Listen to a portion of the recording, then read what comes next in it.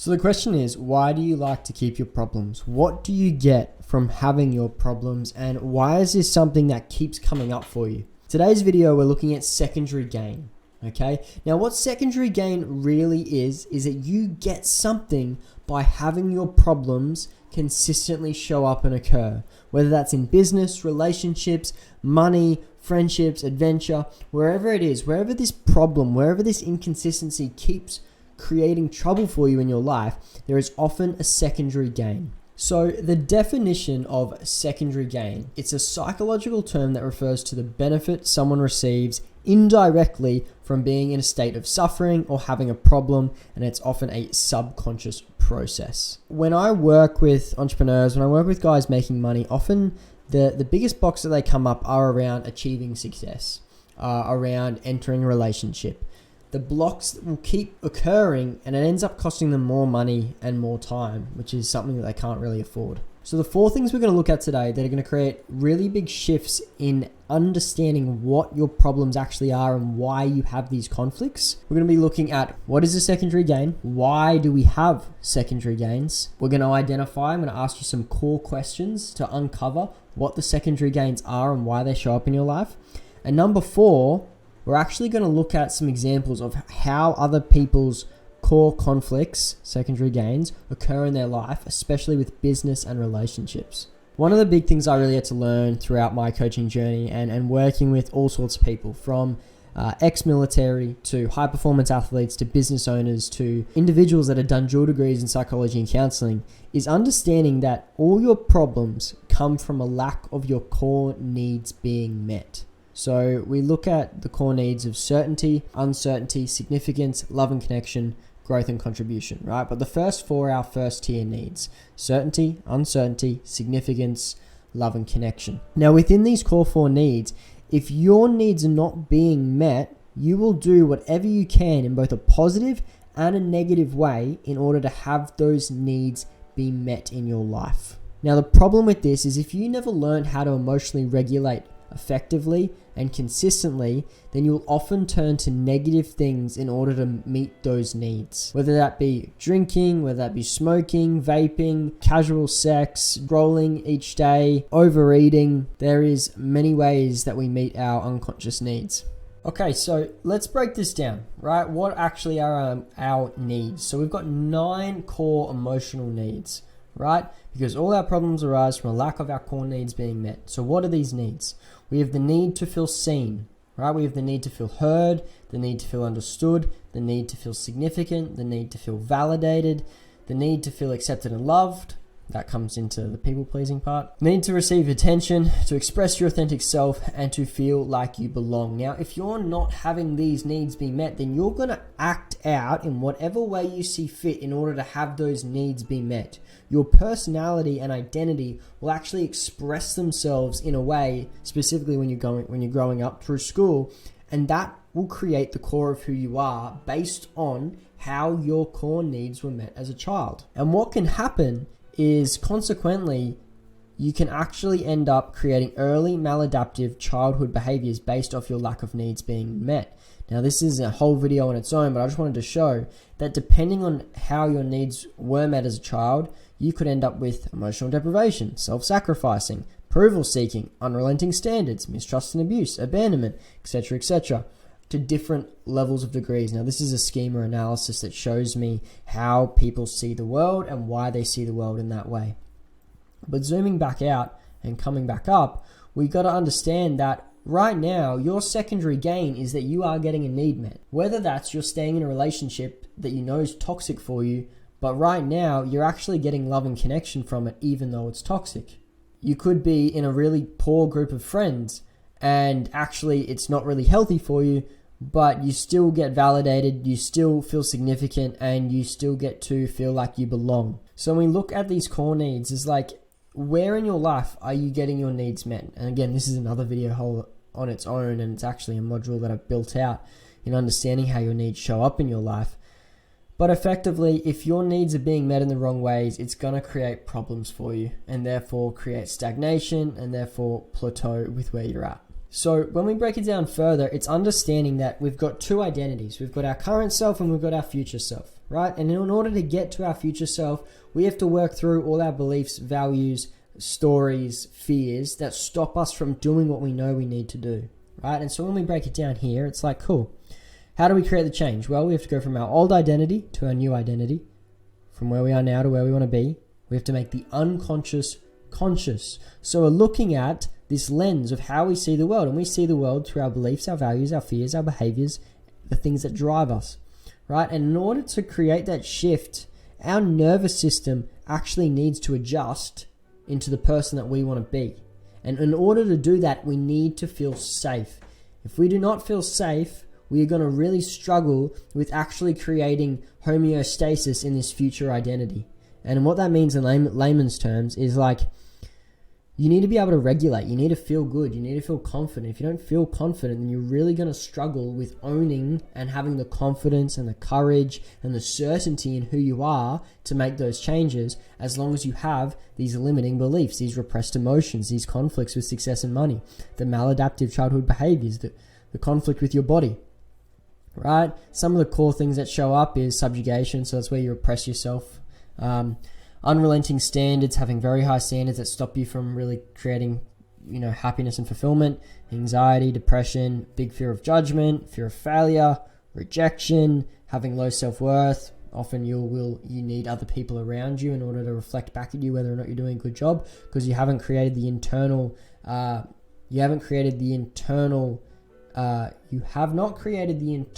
understanding of what actually is good enough, because you never learnt to be validated, and you never actually taught yourself how to validate you for what you've done.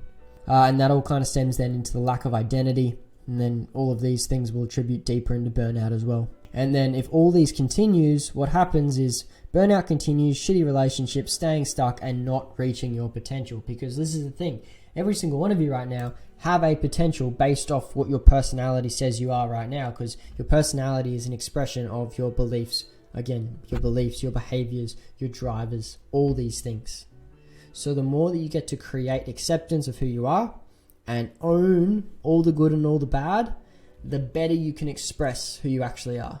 Okay, on to part 3. Let's actually reveal what's going on. Let's reveal some layers here. Let's find out where you are in conflict with yourself. Favorite quote: until you make the subconscious conscious, it'll direct your life and you'll call it fate. Absolutely, because you don't even know who you are.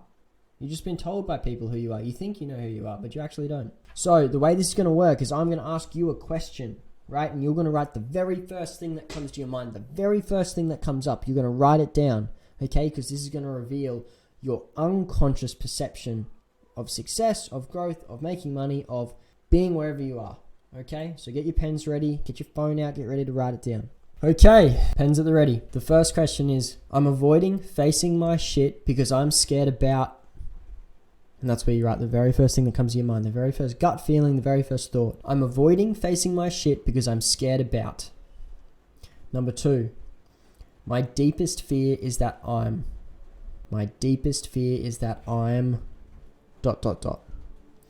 3, I'm afraid people will see me as...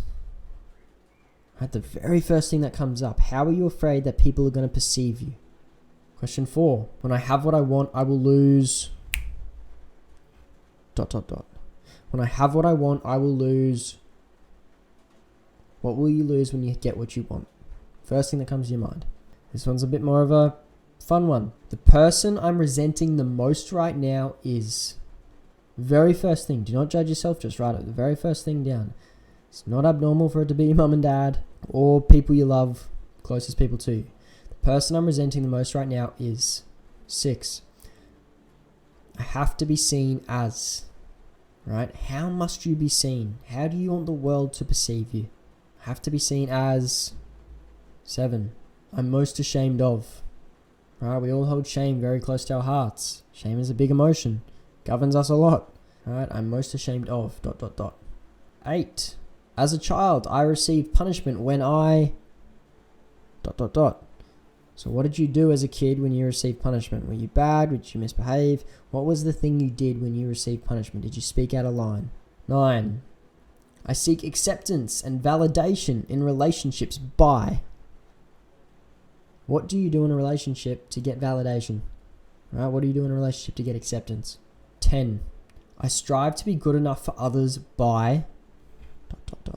Right, what that one means is, do you need to give? Do you need to do more for other people? Do you need to make sure that you're always the one that's doing the extra stuff?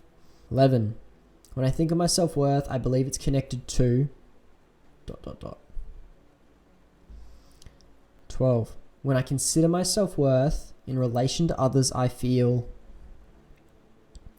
good, you feel bad, you feel unworthy, right? Do you feel unhappy? How do you feel when you think about your self-worth, when you look at the people around you? Okay, so what I want to show you is some other people's responses to these questions to help you understand how different people's minds work and if you actually relate to any of these, okay? So someone said here, I'm afraid that if I had more money, I'd lose it, right? So if they did get money, they're afraid that they are going to lose it, right? I'm afraid that if I had more money, I'd get addicted, right? These are both away from motivators because they both know that if they stay broke, they actually can't fail because they're not succeeding. I don't do what I say I'm going to do because I don't trust myself. This is a really big one for a lot of individuals that never actually develop a sense of intuition and a sense that they can actually make decisions for themselves in a strong, confident manner.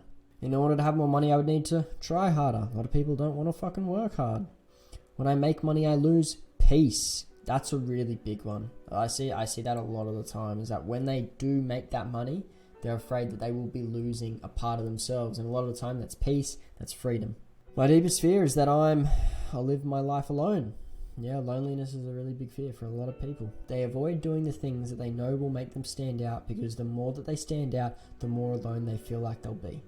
I'm afraid people will see me as just another person, right? Because they lose significance, right? If they do what they know they need to do, they might be the same as everybody else in their eyes, which is a wild, complex equivalence, right? A complex equivalence is this means that. So this is a complex equivalence. They're afraid people will see me as just another person. When I have what I want, I will lose relationships. There you go, another version. Whether that's friends, family, partners.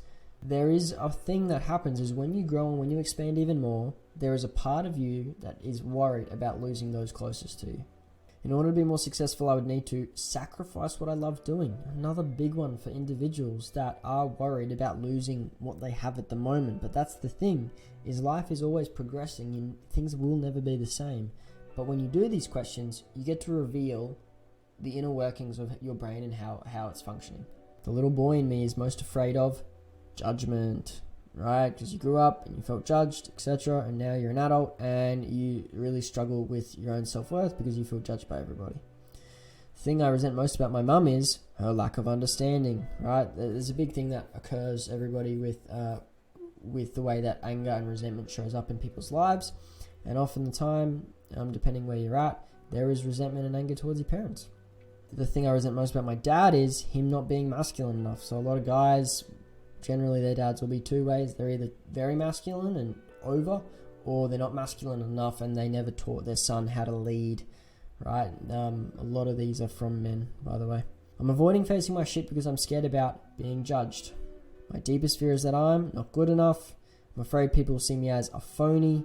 When I have what I want, I will lose love. Guys, that is a huge conflict. When you have what you want, you will lose love. Surprised why people don't go after what they want. The person I'm resenting the most right now is myself, mum. There we go, parents, always involved. The thing I want to hide the most is not following through, because if people saw you not following through, then they would make judgments about you because you have a fear of judgment.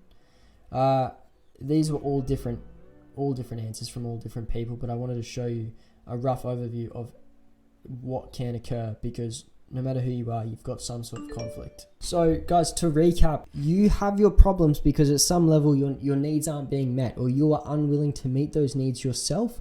So you rely on other people around you to meet those needs, and then that creates elements of sabotage because you don't want to lose, right? You don't want to lose what you've got. Then that creates a level of overwhelm in your nervous system, which then can make you feel anxious, can make you feel overwhelmed, can make you feel guilty, ashamed, angry, all the emotions, right? So moving through and getting past that secondary gain is about uncovering the hidden need, uncovering the need that you actually need to meet yourself instead of relying on those people around you, those situations and those environments.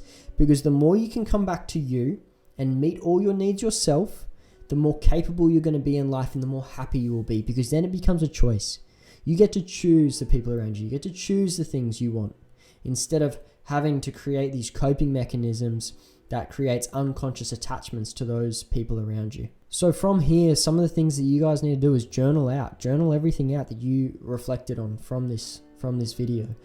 Look at your answers. Look at where you have conflicting beliefs around success, money, relationships, intimacy, love, because they do show up everywhere.